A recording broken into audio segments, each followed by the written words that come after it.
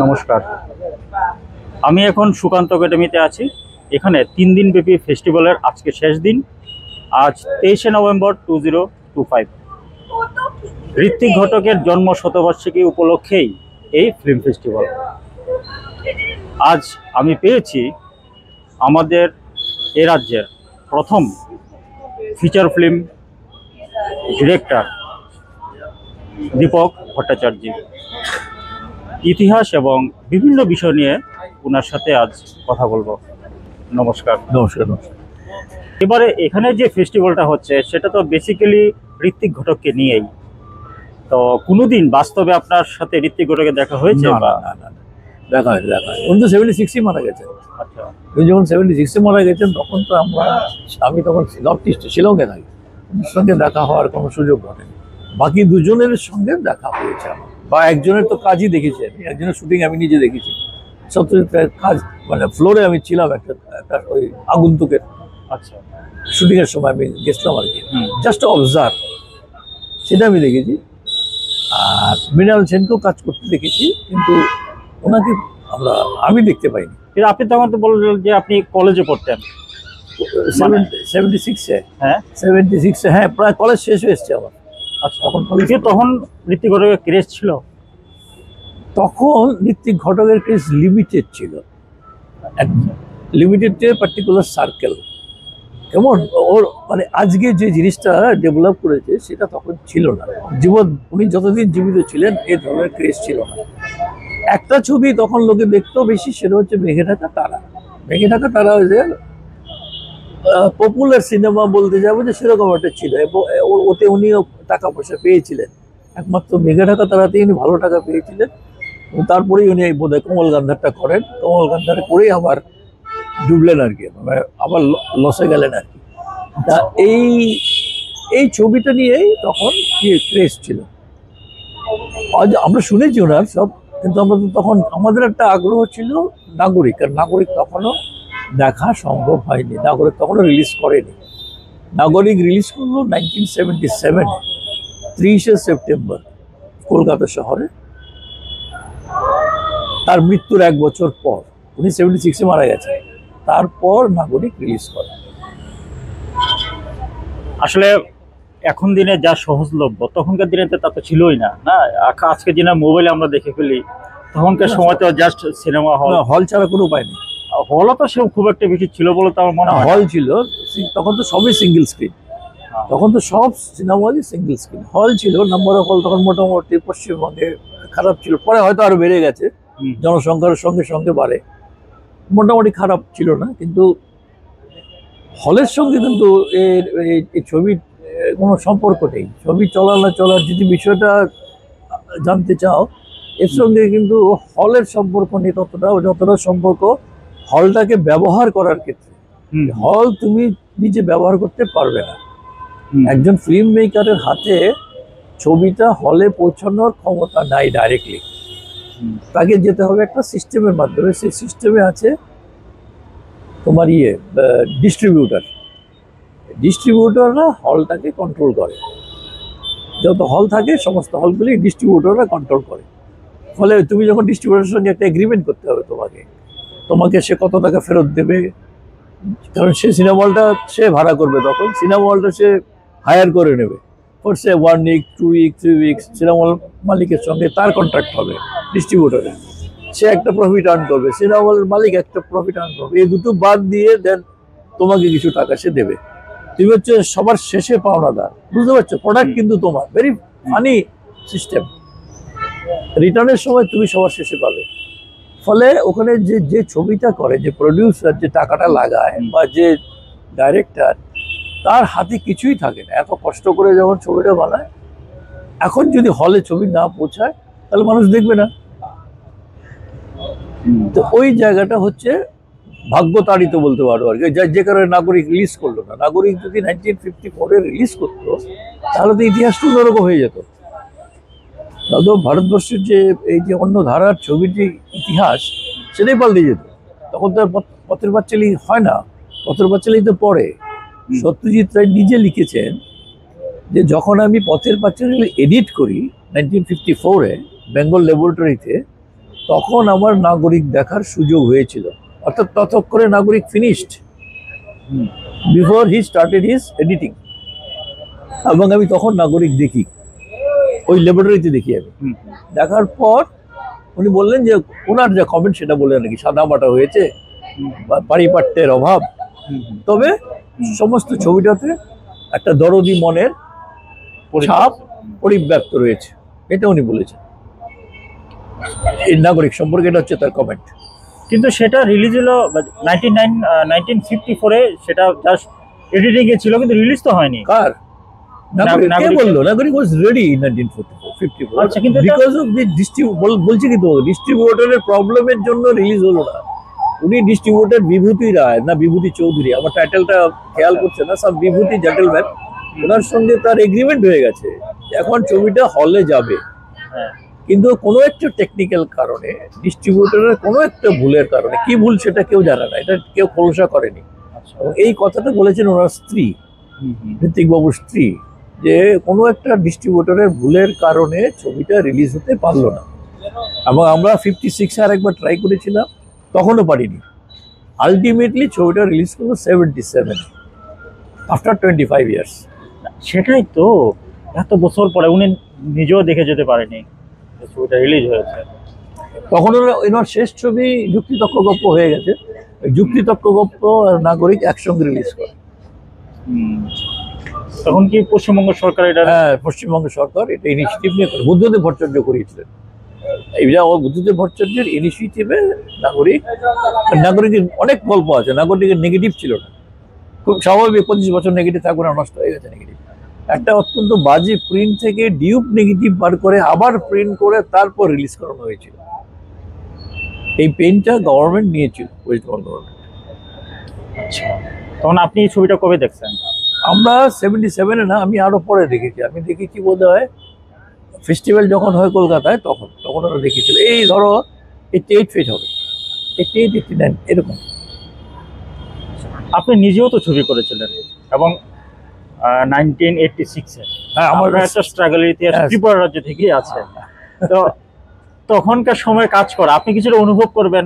উনি ঋত্বিক ঘটক যে সময় কাজ করেছেন, ভারত মাত্র সদ্য স্বাধীন হলো, দেশের অবস্থা কিরকম সেটা আমরা বোঝাই যায়। এখনো যদি আমরা বিভিন্ন ওল্ড এজ যে ভিডিওগুলো দেখি তাতে বোঝাই যায়। তো সেই পরিস্থিতিতে যে কঠোর সংগ্রামের মধ্যে দিয়ে ফিল্ম বানানো হতো, এবং আপনি নিজেও এখানে করেছেন, তো এই বিষয়ে কিছু বলুন। পরিস্থিতি খুব বেশি পাল্টায়নি।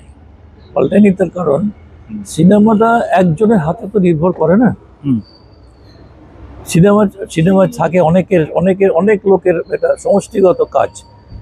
ফলে এবং সিনেমাটা যখন তৈরি হয়ে যায়, এই তো প্রথমত টাকা জোগাড় করার একটা সমস্যা থাকে, একটা প্রডিউসারের দরকার হয়। কারণ আমরা যখন ছবি করেছি তখন ছিল সেলুলয়েডের সময়, উনিও তাই করেছেন। ঋত্বিক ঘটকদের সময় সেলুলয়েডই ছবি করতে হতো। সেলুলয়েডের ছবির অনেকগুলি স্টেজ থাকে, অনেকগুলি থাকে, মানে লেবোরিয়াস প্রসেস থাকে, এগুলি করে আসতে হয়। তো ফলে আর তোমার সেলুলয়েডের ছবি হল ছাড়া দেখাবার কোনো স্কোপ নেই। এখন যেমন নানা রকম ভাবে ছবি দেখানো যায়, ইউটিউব চ্যানেল আছে, এইসব নেটফ্লিক্স, OTT প্ল্যাটফর্ম হয়ে গেছে। ওই ধরনের স্কোপ তো তখন ছিল না। একটাই এভিনিউ ছবি দেখাবার, that is cinema hall. Cinema hall যদি তোমার সঙ্গে কোঅপারেট না করে, তাহলে তুমি ছবি দেখাতে পারবে না। ছবি একটা তৈরি করা হলো অনেক কষ্ট করে, সেটা যদি আমরা নাই দেখাতে পারি, মানুষের কাছে যদি আমরা নাই পৌঁছতে পারি, তাহলে তো সমস্ত প্রচেষ্টাটাই নষ্ট হয়ে যায়। এই যে সাফারিংসটা, এটা যারা ডিফারেন্ট টাইপ অফ ছবি করেন, মানে যেটা বাস্তববাদী ছবি যাদেরকে বলা হয়, তাদের পক্ষে এই সমস্যাটা গোড়া থেকেই আছে। এটা প্রথম ভিকটিম ঋত্বিক ঘটক, তারপরের ভিকটিম বারিন সাহা, তারপরে এরকম অনেক ভিকটিম এইভাবে হয়ে গেছে। হতে হতে হতে আমাদের স্তর অব্দিও আমরাও টু সাম এক্সটেন্ট এর ভিকটিম আর কি। এবং প্রসেসটা এখনও চলছে নানাভাবে। এখনও যে সব ভালো হয়ে গেছে, নট দ্যাট। তুমি জানবে হোম বাউন্ড ছবিটা বা এরকম অনেক ভালো ভালো ছবি হল পায় না। এই যে হোম বাউন্ড একটা খুব ভালো ছবি রিসেন্টলি রিলিজ করেছে লিমিটেড কয়েকটা শহরে। তা ওদের যে স্লট দেয়, শুধু যে রিলিজ করে নট দ্যাট, একটা দুষ্টমিটা এই জায়গায় করে ওরা, স্লটটা তোমার ফেভারেবল দেবে না, তোমাকে এমন একটা অড টাইমিং দেবে। যেমন হোম বাউন্ডকে রাত্রি 8:30 দিয়েছে, 8:30 ন্যাচারালি অডিয়েন্স কম যাবে, এক্সপেক্টেড কম লোক যায়, তো ফলে তোমার ছবি চলে না। After 1 week they will declare যে তোমার ছবি চলে না, ছবি তুলে নিলাম। বুঝতে পারছো, এই খেলাটা চলে। এবং এই জন্যই খুব সম্প্রতি বিভিন্ন স্টেটে আদার দেন সাউথ ইন্ডিয়া খুব ভালো আছে। একমাত্র ভারতবর্ষে এখন অব্দি সিঙ্গেল স্ক্রিন প্রিভেল করে সাউথ ইন্ডিয়াতে, যে কারণে সাউথ ইন্ডিয়াতে ছবিও বেশি হয়, সাউথ ইন্ডিয়াতে ছবিতে ইনভেস্টমেন্ট বেশি, সাউথ ইন্ডিয়ার ছবিতে রিটার্নও বেশি। কারণ তোমার ছবি বাঁচিয়ে রাখবে রুরাল পিপল। আরবানের এই আইএনএক্সের ছবি দেখে তোমার ছবি বিজনেস কোনো দিনও হবে না। তোমার ছবি দেখার দর্শক যদি স্প্রেড না হয়, থ্রুআউট দি স্টেট যদি স্প্রেড না হয়, তাহলে মানুষ আসবে না। বেশি দামের হল টিকিটের দরকার নাই, চিপ লাগবে টিকিট, যেখানে লোকে বসে বিড়ি খেতে পারে। সাউথ ইন্ডিয়াতে এই হলগুলি এখনো আছে, চেন্নাইতেও আছে, বড় যেমন আছে আইএনএক্স, বিশাল বিশাল পিভিআরের বড় বড় বিউটিফুল হল আছে, যেমন প্রচুর দামি টিকিট। সিমিলারলি তার রিভার্সে এরকম 75 পয়সা, মানে তখন ছিল 75 পয়সা, এখন হয়তো দাম বাড়তে পারে, ধরো 10 টাকা, একটা এক্সাম্পল দিলাম, বা ম্যাক্সিমাম 20 রুপিস। এই প্রাইসের সিনেমা হল প্রচুর আছে, যেখানে মানুষ নাহলে চলতে পারতো না। This is only in south India. South ইন্ডিয়াতে এই কাজটা ওরা করতে পেরেছে, they protected it. Rest of the কান্ট্রিতে এটা নাই। ওয়েস্ট বেঙ্গলে গেছে, ওয়েস্ট বেঙ্গল এখন মাত্র 100টা সিঙ্গেল স্ক্রিন। চিৎকার শুরু হয়ে গেছে ওয়েস্ট বেঙ্গলে, প্রোডাকশন কমে গেছে, ওয়েস্ট বেঙ্গলে ছবি প্রোডাকশন কমে গেছে, অবস্থা খুব খারাপ। নর্থ ইস্টেও তাই। খুব সম্প্রতি আমি আসার কয়েকদিন আগে কাগজে দেখলাম 42টা ছেলে মেয়ে নতুন ইয়াং, নন্দিতা দাসও আছে এর মধ্যে, এরা একটা অ্যাপিল করেছে যে একটা প্যারালাল স্ক্রিনিং সিস্টেম চালু করতে হবে। এর মধ্যে আমাদের নর্থ ইস্টের যারা কারা সই করেছে জানো? 3টে লোক সই করেছে ওইটাতে। পবন সই করেছে, রিমা করেছে, রিমা দাস, আর প্রদীপ কুরবা। এই 3 জনের সই আছে from north east. They also signed it. ইন্ডিয়ার বাকি দেশ, এই 42 জনের মধ্যে এরা এই চিৎকারটা শুরু হয়ে গেছে। হিন্দি থেকেও শুরু হয়েছে, হিন্দিতেও যে সমস্ত লোক মানে সিঙ্গেল স্ক্রিনের জন্য, এখন সিঙ্গেল স্ক্রিনের কথা বলা হচ্ছে না, এখন বলা হচ্ছে আমাদের অল্টারনেটিভ স্ক্রিনিং সিস্টেম আমাদের জন্য এলাও করো। এটা একটা অসম হয়ে গেছে। এই যে এক্সিস্টিং এলাও করার মানে অথরিটিকে this is the very interesting question. কার কাছে তুমি ডিমান্ড করছে? কিন্তু ফ্র্যাটার্নিটি ইন্ডাস্ট্রি, যারা ইন্ডাস্ট্রি, ওরা তো শুনবে না তোমার কথা। Obviously they will not hear you. তোমার কথা শোনার জন্য বসে নেই। কাজে ওরা একটা ক্রাই তুললো। এই ক্রাইটা যদি তোলে, তাহলে যে স্টেটগুলি এফেক্টেড, ধরো north east, West Bengal, Orissa, এই যে স্টেটগুলি যদি এফেক্টেড স্টেট, এরা যদি একসাথে বসে অল্টারনেটিভ কোনো স্ক্রিনিং অ্যারেঞ্জমেন্টের ব্যবস্থা করতে পারে, তাহলেই অল্টারনেটিভ ফিল্ম মেকারদের পক্ষে ছবি তৈরি করে সাস্টেন করা সম্ভব। Otherwise it is not possible. এই কথাটা আমি আমার গত বছর, আমি জানি না তোমরা পড়ো কিনা, আমি 10-15 বছর ধরে যত লেখা লিখেছি আমি, মানে যখনই লোকে বলে আমি লিখিত, এই প্রবলেমটাই আমি হাইলাইট করার সবসময় চেষ্টা করি যে আমাদের একটা বিকল্প প্রদর্শন ব্যবস্থা গড়ে তুলতে হবে। এবং এখানকার মতো এই জায়গায়, এই ত্রিপুরা রাজ্যে, তার জন্য প্রয়োজন সরকারি সাহায্য। সরকার কিভাবে সাহায্য করতে পারে সেই রাস্তাও আমি বলে দিয়েছি। কারণ ত্রিপুরা রাজ্যের সমস্ত জায়গায় একটা করে টাউন হল জাতীয় জিনিস আছে, কমিউনিটি হল গভর্নমেন্ট তৈরি করে দিয়েছে। ওই হলগুলিকে ইন্ডিপেন্ডেন্ট ফিল্ম মেকারদেরকে অ্যালাউ করো মাসে অন্তত 15 দিন বা 7 দিন, যে তারা ওখানে ছবি দেখাবে, মিনিমাম রেটে আমার হলটা ব্যবহার করবে, একটা পাবলিসিটি দেবে মানুষকে যে সপ্তাহের অমুক দিন অমুক সময় এখানে ছবি দেখানো হবে। এটা ফিক্স থাকতে হবে, যাতে করে লোক জানবে ওই সময় হবে, they will come to see the movie. এছাড়া তুমি বাঁচাতে পারবে না। কারণ তুমি দেখো আজকে ত্রিপুরাতে কোনো সমস্ত রাজ্যে সিনেমা হল নেই। যে কটা স্ক্রিন আছে, আগরতলা মধ্যে 4টে কি 5টা স্ক্রিন, আর ধর্মনগর 1টা কি 2টো screen, all together 5 to 6 screens in the Tripura. বাকি যে রেস্ট অফ দি পপুলেশন তোমার, they are deprived from witnessing a cinema, sitting in a cinema hall. তুমি এটাকে আগেই কমিয়ে দিয়েছো, রেস্ট্রিক্ট করে দিয়েছো। এবার যখন তুমি রেস্ট্রিক্ট করে দিয়েছো, তোমার যে ছবি, যে রিজিওনাল ছবি যেটা তুমি করবে, সেই ছবি কে দেখবে? কমন পিপুল দেখবে, আমার দেশের সমস্ত মানুষ দেখবে।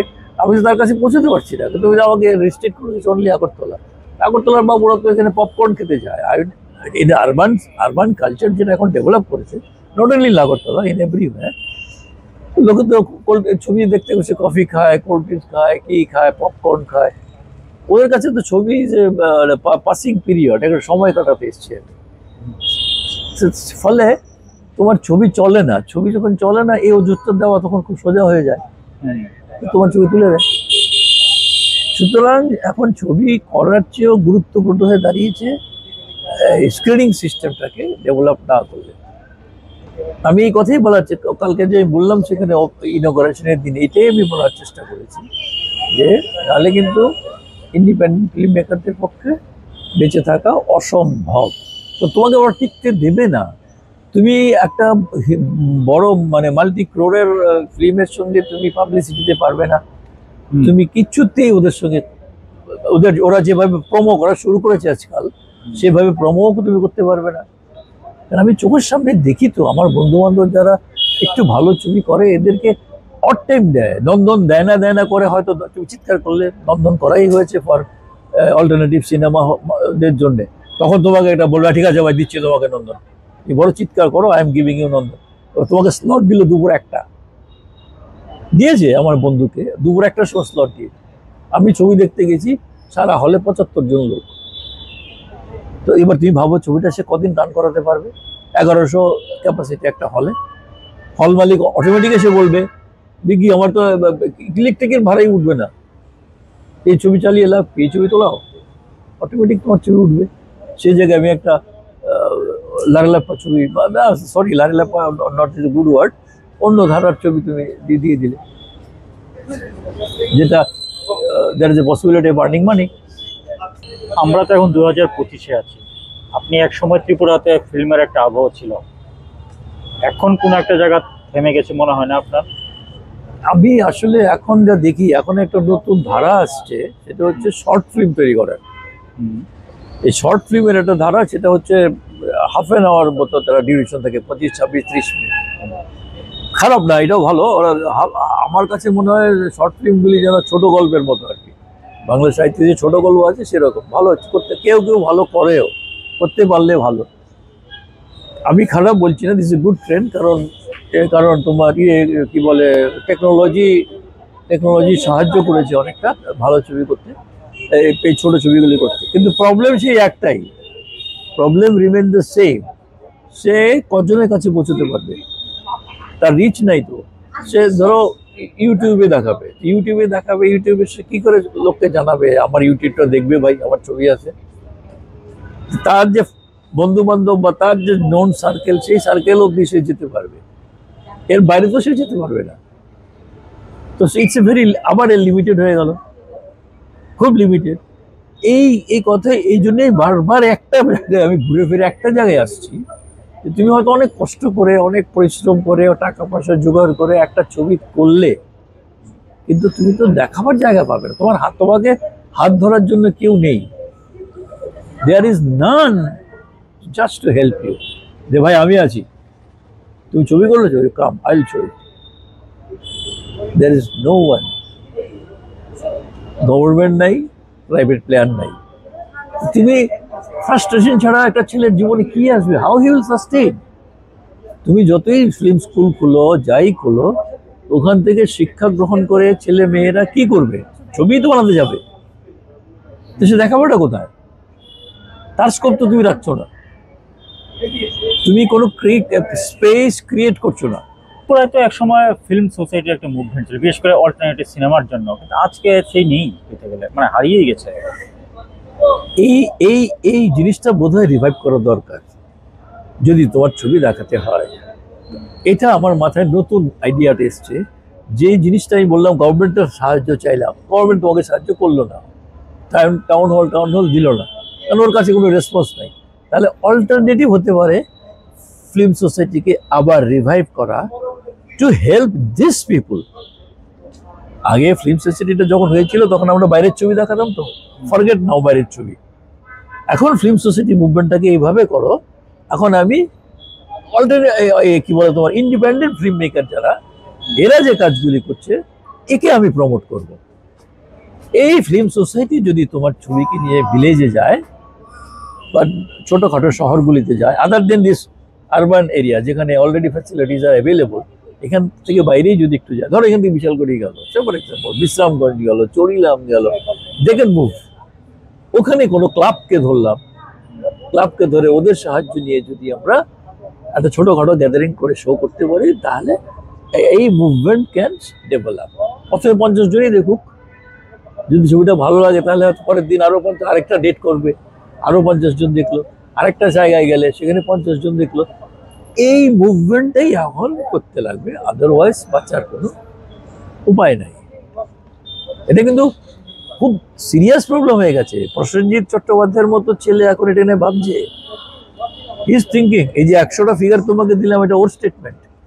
আচ্ছা, যে পশ্চিমবঙ্গে 100টা মাত্র এখন 100টা এসে দাঁড়িয়েছে সিঙ্গেল স্ক্রিন বন্ধ হতে হতে হতে, এটা প্রসেনজিৎ চিন্তায় পড়ে গেছে তো সবাই। আচ্ছা, ত্রিপুরায় তো নতুন একটা ফিল্ম ইনস্টিটিউট হলো, এই ব্যাপারে আপনার কি অভিমত? আমি এটা সম্পর্কে কিছু জানি না, বিশেষ কি পড়ানো হয় আমি জানি না। আমি যতদূর জানি ফিল্ম নিয়ে বোধহয় এখনো কিছু পড়ানো হয় না। আমি যা জানতাম আর কি অ্যাঙ্কারিং শেখায় বোধহয়, আর অ্যাক্টিং কি শুরু হয়েছে কিনা আমি জানি না। এই দুটো অ্যাক্টিং বোধহয় শুরু হয়েছে, কারণ সমদর্শী একবার এসেছিল শুনেছি আমি। এই বোধহয় আমি জানি, আর কি করে আমি জানি না। আমার কোনো ধারণা নাই আর কি হয়। আমাদের স্টেটে তো ফিল্ম পলিসি তো নেই, স্টেটে কোনো পলিসি। সেই পলিসি কিরকম হতে পারে আপনি একটু যদি একটু মোটামুটি এখন কোনো পলিসি হওয়ার সম্ভাবনাই নেই, কারণ গভর্নমেন্টের এখন কোনো আগ্রহই নেই। গভর্নমেন্ট সব বন্ধই করে দিচ্ছে টোটাল। যে তুমি দেখো সব বন্ধ হয়ে গেছে। দূরদর্শনে কোনো ছবি দেখানো হয় না, আগে দেখানো হতো। দূরদর্শনে কোনো প্রোগ্রাম বানানো হয় না, আগে বানানো হতো। এখন ফিল্ম ডিভিশন ছিল, ফিল্ম ডিভিশনে কোনো কাজ করানো হয় না, বন্ধ হয়ে গেছে। পিএসবিডি ছিল, পিএসবিডিকে টাকা দেওয়া হয়, বন্ধ হয়ে গেছে। শুধু ছবি করার যত এভিনিউজ গভর্নমেন্টের অ্যাসিস্ট্যান্সে ছিল আগে, সমস্ত এভিনিউজগুলি বন্ধ করা হয়ে গেছে, অলরেডি স্টপ। ফলে গভর্নমেন্টের কোনো ইন্টেনশনই নাই to bring a policy of out of it. এরা শুধু ট্যাক্সটা পেলেই চলে, আমার টাকাটা ঘরে আসলেই চলে, যা খুশি তা দেখা, কি যা খুশি তা চলো। It is a free world. মানে এখন তো যারা ইন্ডিপেন্ডেন্ট তৈরি করে, আমরা যেমন এখানে ঋত্বিক ঘটকের ছবি একটা ফেস্টিভ্যাল হচ্ছে, একটা প্রাইভেট উদ্যোগে জিনিসটা হচ্ছে, কিন্তু এখানে সাথেও পুরোনো ছবিগুলো মনে করেন এই স্তরের ছবি যদি এখানে বানানো হয়, যারা ইন্ডিপেন্ডেন্ট তারা তো টোটালি মানে আজকে এত ডেভেলপমেন্টের সময়েও তারা কিন্তু ব্যাপকভাবে আনসার্টেনিটির মধ্যে। একমাত্র ফিল্ম ফেস্টিভ্যালে যদি এন্ট্রি করে তাহলে কিছুটা সম্ভাবনা, আর সব ছবি তো হয়ও না, তো অল্টারনেটিভ ছবি বাঁচবে কিভাবে? বাঁচতে পারবে না তো, তারা তো চায় না বাঁচতে। ওরা তো চায় তোমরা সরে যাচ্ছো, আমি শুধু হিন্দি থাকবে। শুধু সাউথটা দখল করতে পারছে না ওরা, সেই জন্য সাউথকে রাখতেই হয়, উপায় নেই। সাউথ এর চেয়ে অনেক বেশি রিচ, সাউথকে সে ডিস্টার্ব করতে পারছেই না। বাকি অঞ্চল ডিস্টার্ব করেছে, আমার তো এরিয়া বেড়ে গেল। বাকি রিজিনাল ছবিগুলিকে ধ্বংস করে দিতে পারলে তার তো সাম্রাজ্য বড় হয়ে গেল। ঘটনা তো তাই ঘটছে না এখন। কিছু কিছু গভর্নমেন্ট করে কি তোমার নিজের ছবিকে প্যাট্রন করার জন্য তারা একটা পলিসি করে, যেমন আসামে পলিসি আছে, উড়িষ্যাতে পলিসি, বিভিন্ন স্টেটে পলিসি, মণিপুরেও আছে, বিভিন্ন স্টেটে পলিসি করে কি হলকে বাধ্য করে যে তোমাকে আমার ছবি দেখাতেই হবে কয়েকদিন, মাসে অতটা দিন বা বছরে অতটা দিন তোমাকে রিজনাল ছবি, আমার ভাষায় যে ছবি তৈরি হবে, আমার এখানে যে ছবি তৈরি হবে তোমাকে দেখাতেই হবে। বাকিগুলি তুমি হিন্দি রাখো, আমার অসুবিধা নেই, কিন্তু আমার ছবি তোমাকে দেখাতেই হবে। ওয়েস্ট বেঙ্গলে সেটা ছিল না, সম্প্রতি বোধহয় হয়েছে, তাও মানে কিনা জানি না। ওয়েস্ট বেঙ্গলে রিসেন্টলি হয়েছে টু প্রোটেক্ট বেঙ্গলি ফিল্ম, এই এত চিৎকার চেঁচামেচির পর এটা একটা হয়েছে, ওয়েস্ট বেঙ্গল ছিল না।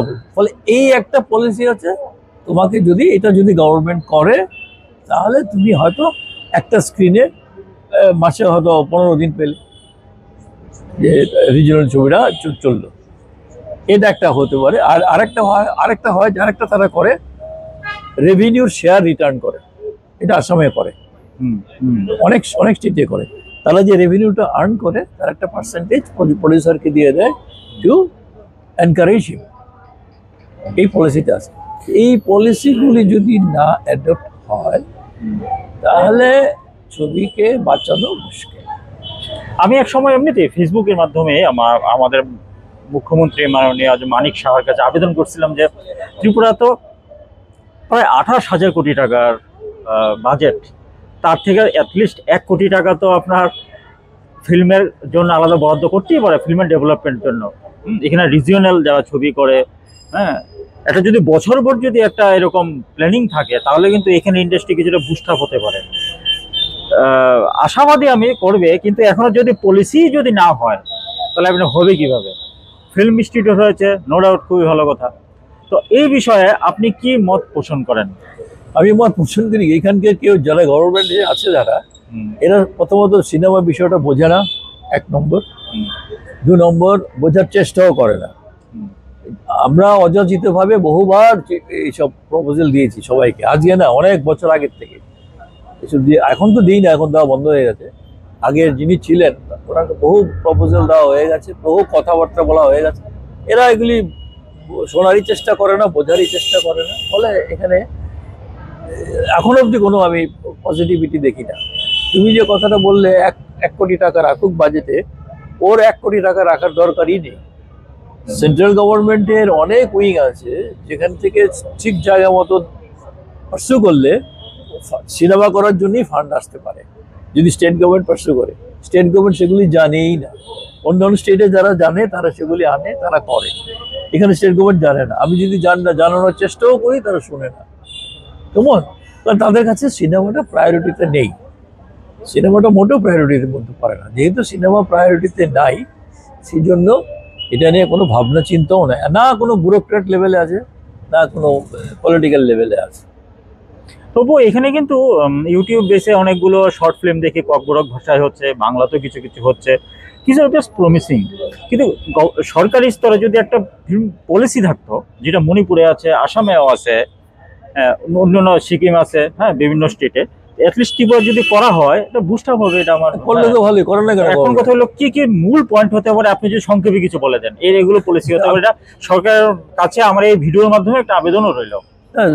প্রথমত দেখো, প্রথম কাজ কি? প্রথম কাজ হচ্ছে, ধরো তুমি যদি টাকা নাও দাও, আমি প্রথম এইভাবে বলে দাও, টাকা দেওয়া থেকে শুরু করি। I start with that. তুমি যখন একটা ইনস্টিটিউট খুলেছো, সেখান থেকে ছেলেগুলি বেরোবে, তো আজকে না হোক 5 বছর পরে হলো বেরোবে। তো ওই ছেলেগুলি যখন ছবি করতে যাবে, তুমি তাদেরকে কিছু টাকা ফিনান্স করো। সেটাই তোমার কথাই আসছে, 1 কোটি টাকা, বা আমি বলছি 50 লাখ। তুমি 50 লাখ টাকা রাখো, 10টা ছেলেকে 5 লাখ করে দাও। যে তুমি ছোট ছবি করো, ফিচার ছবি করার দরকার নেই, ছোট ছবি করো, যা শিখে এসছো, আমি দেখি তুমি ছবি করেছো, আমি তোমাকে 5 লাখ টাকা দেবো। তুমি কমিটি করো, গভর্নমেন্ট তোমার কমিটি জাজ করো কোন স্ক্রিপ্ট, কাদের কোন কোন লোককে তুমি দেবে। After going through the script and experience, তুমি ওদেরকে কাজটা দাও। কাজটা দেওয়ার পর সেই ছবিগুলো তুমি দেখো। তুমি যদি মনে করো যে ছবিটা ভালো হয়েছে, ছবি করাটা, তুমি এটাকে প্রমোট করো। তুমি এটা তোমার, ইট ইজ ইয়োর অ্যাসেট নাও। তোমার অ্যাসেটটাকে তুমি প্রমোট করো, বাইরে পাঠাও, ফেস্টিভ্যালে পাঠাও, সেখানে দেখাও। এবং ওই যে কথাটা আগে বললাম, তোমার হলগুলির মধ্যে এটা ক্রিয়েট করো তুমি, তো গভর্নমেন্ট, যাতে এই ছবিটা সবাই দেখে। এটা আমি বললাম 1 নম্বর। তার মধ্যে আমি আবার ভাগও করেছি যে সব কটা ছবি, ঠিক আছে, সব টাকা তুমি দিও না, 2-3টে ছবি রাখো তোমার প্রমোশনের জন্য। তুমি গভর্নমেন্ট, যেহেতু তুমি টাকা দিচ্ছ, তোমার যে ওয়েলফেয়ার স্কিম আছে, সে ওয়েলফেয়ার স্কিমের যে সমস্ত অ্যাচিভমেন্ট তোমার আছে, এটাকে হাইলাইট করার জন্য 3টা ছবি রাখো। বাকি 7টা ছবি মানুষকে, ছেলেগুলিকে করতে বলো, to express their creative excellence. ঠিক আছে? তো তোমার পারপাসে 3টেতে সার্ভ হয়ে গেল, বাকি 7টা তো ক্রিয়েটিভ এক্সিলেন্সের কাজটা হয়ে গেল। তাহলে ছবি করার একটা প্রসেস ডেভেলপ হবে। নাম্বার 1, যারা তোমার টাকা নেবে না, তোমার টাকার বাইরেও লোকে ছবি করতে পারে। তো একটা লোক যখন ছবি করতে আসবে, সে যাতে শুটিং করতে পারে, তাকে কিছু সাহায্য করো। কিভাবে সাহায্য করবে? আমি অন লোকেশন আমি শুটিং করবো। ত্রিপুরার সব জায়গায় হোটেল নাই থাকার মতো, কিন্তু হয়তো তোমার সার্কিট হাউস আছে, গভর্নমেন্টের ইন্সপেকশন বাংলো আছে, ওইগুলিকে তুমি একটু কম রেটে ওই লোকগুলিকে অ্যালাউ করো থাকতে, শুটিং এর জন্য, থাকার জন্য, কেমন এবং বিভিন্ন স্টেটে আছে কিন্তু বিভিন্ন এগুলো। স্টেটে আছে। এটা তুমি অ্যালাউ করো। বা যে সমস্ত জায়গায় প্রবেশের জন্য তোমার মূল্য আছে, আমি জানি না কোনো কোনো জায়গায় থাকে, ধরো নীলমহল আমি শুট করবো, আমি জানি না নীলমহলে ঢুকতে হয়তো পয়সা লাগে, যদি লাগে তাহলে সেই টাকাটাকেও তুমি ওদের জন্য একটা কনসেশন রেট দাও, কারণ তোমার জায়গাটা কিন্তু হাইলাইটেড হবে যদি ছবিটা ওইটা ইউজ করে। সো তোমার পারপাস একটা সার্ভ হচ্ছে একদিকে। সো তুমি এটাকে একটু রিবেট সাবসিডাইজ রেটে ওদেরকে ভাড়া দাও, যাতে ওখানে ওরা শুটিংটা করতে পারে। নাম্বার 2। নাম্বার 3 হচ্ছে এই যে ছবি দেখাবার জন্য এই অ্যাভিনিউজগুলি খুলে দাও। হ্যাঁ, আর সবার শেষে বক্তব্য হচ্ছে ইফ পসিবল রেভিনিউ কিছু শেয়ার করো। এই তিনটে হতে পারে। এবং স্পেসিফিক আমাদের রাজ্যে একটা স্পেসিফিক ফিল্ম পলিসি নেওয়া খুব জরুরি। এটা খুব জরুরি। এবং ত্রিপুরা সরকার একটা জিনিস পজিটিভ কি, ফিল্ম স্কুল খুলেছে, এটা একটা পজিটিভ সাইড। এটা ভালো কথা। হ্যাঁ, এবং আমি আশাবাদী যে রাজ্য সরকার আমাদের আবেদনটা গ্রহণ করবে। এটা করলে তো খুব ভালো কথা, খুবই ভালো কথা।